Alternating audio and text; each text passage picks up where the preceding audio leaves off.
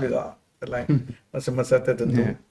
Dan juga kru kita yang menyediakan segala peralatan, persiapan untuk kita dapat bersiaran pada malam ini.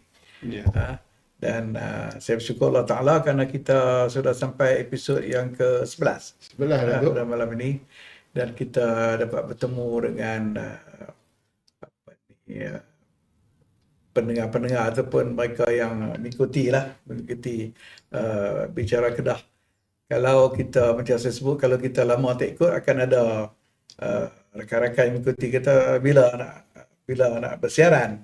Mereka juga nak dengar pendapat-pendapat selain daripada yang telah banyak terhidang di media sosial.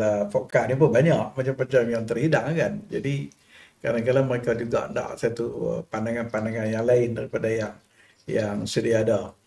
Jadi macam doktor kata tadi ni, kita ni banyak juga mirip pada politik. Banyak daripada kecenderungan kepada politik. Politik makna kata kecenderungan kepada urusan pemerintahan, urusan kepada kuasa. Itu maksud politik. Kalau politik setakat parti politik saja sebenarnya tidak ada makna apa-apa. Sebenarnya politik ini ke arah suatu percaturan kuasa, suatu yang membawa kepada hala tuju menjadi kerajaan, menjadi pemerintah. Itu yang maksud politik. Jadi melalui politik ini akan jadi satu saluran untuk menjadi kerajaan. Macam sebut tadi ini ialah untuk menjadi kerajaan bagi parti politik nak kena masuk pilihan raya. Itu di antara cara yang ada dalam sistem demokrasi.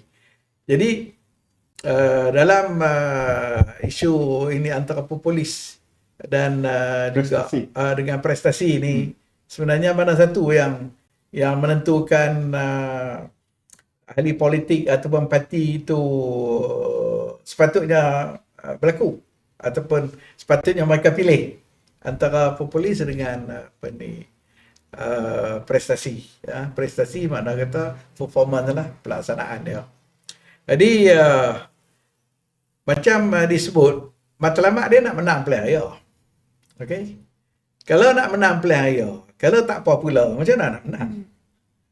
Itu salah satu daripada elemen.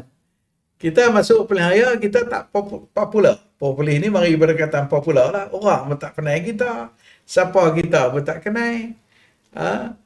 Jadi, mereka nak sokong, dia kata dia ni main pada mana. Parti ni pun tak popular. Tak tahu pemimpin dia siapa. Jadi, masalah nak jadi matlamat pada pilihan raya ni, populis, satu elemen yang penting juga. Kita tak boleh kata tak penting. Jadi cuma untuk menjadi mereka itu populis, mereka mesti membuat sesuatu.